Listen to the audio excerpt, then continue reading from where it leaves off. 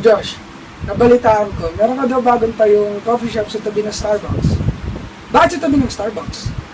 Para may kakompetensya yung shop namin. So, sa matotal, ilan na coffee shop mo dito sa Pilipinas? Nasa 30. 30. Amazing. Pero ang big question dito, saan ba nagsimula o ano ang inspirasyon mo para maging successful ka dito? Kasi laki ako sa hirap tapos hindi ako nakapagtapos ng pag-aaral. Kaya yun yung ginawa kong motivation para magsumikap sa buhay. So, paano nagsimula itong ganitong business? Kasi po, coffee lover ako. Tapos, isang araw, nag-experiment ako ng kape.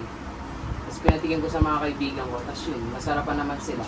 Kaya yun yung ginawa kong business. So, may mga pagbabago ba nangyari sa buhay mo? Meron. Simula nung nagka-business ako, napatayo ko na ng sariling bahay yung mga magulang ko. Tapos nakilala ko yung business ko. Kilala na rin sa iba-ibang lugar. Oh.